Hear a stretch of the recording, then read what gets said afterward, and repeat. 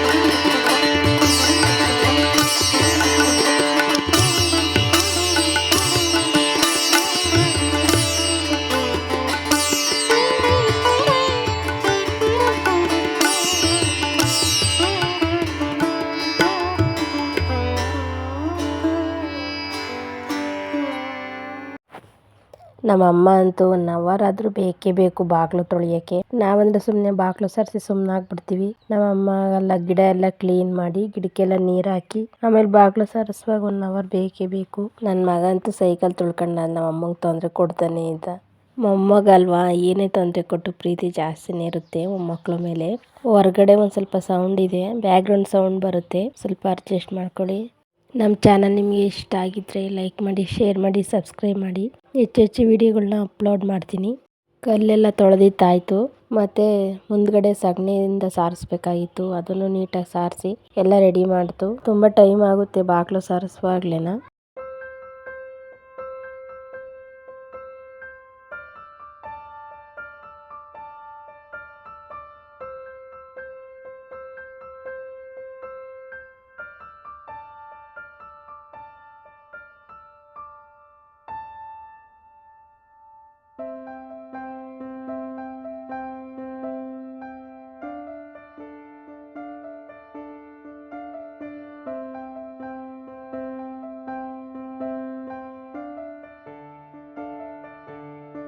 ಮತ್ತು ಪೂಜೆ ಎಲ್ಲ ಆಯಿತು. ನಮ್ಮ ಮನೆಯವ್ರ ದೇವಸ್ಥಾನಕ್ಕೆ ಹೋಗಿ ಬಂದಿದ್ರು. ಸಂಜೆ ನುಗ್ಗೆ ಸೊಪ್ಪಿನ ಸಾಂಬಾರು ಮಾಡಬೇಕಾಗಿತ್ತು, ಮಾಡಿದ್ದೆ.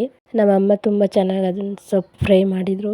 ನಮ್ಮ ಮನೆಯವ್ರ ದೇವಸ್ಥಾನಕ್ಕೆ ಹೋಗಿದ್ರು, ಹೊನ್ನೇನಹಳ್ಳಿ ಹತ್ರ ಆಂಜನೇಯನ ದೇವಸ್ಥಾನ. ಅದು ಗುಡಿಲಿ ಆಪೋಸಿಟ್ ಬಾಕ್ಲಿಲ್ಲ, ಬಾಕ್ಲು ಎದುರಿಗೆ ದೇವ್ರಿರುತ್ತೆ. ಆದರೆ ಇದು ಆಪೋಸಿಟ್ ಆ ಕಡೆ ಬಲಗಡೆನೇನೋ ತಿರ್ಕೊಂಡಿದೆ. ಅದು ಫೋಟೋ ಹಾಕಿದ್ದೀನಿ, ಅದು ನೋಡಿದ್ರೆ ನಿಮಗೆ ಗೊತ್ತಾಗುತ್ತೆ. ನಾನು ಆ ದೇವಸ್ಥಾನದ್ದು ವಿಡಿಯೋ ಹಾಕಿದ್ದೀನಿ, ನೋಡ್ರಿ. ನಿಮಗೆ ಈ ವಿಡಿಯೋ ಇಷ್ಟ ಆಗಿದ್ರೆ ಲೈಕ್ ಮಾಡಿ. ನೆಕ್ಸ್ಟ್ ವಿಡಿಯೋದಲ್ಲಿ ಸಿಗ್ತೀನಿ. Thank you.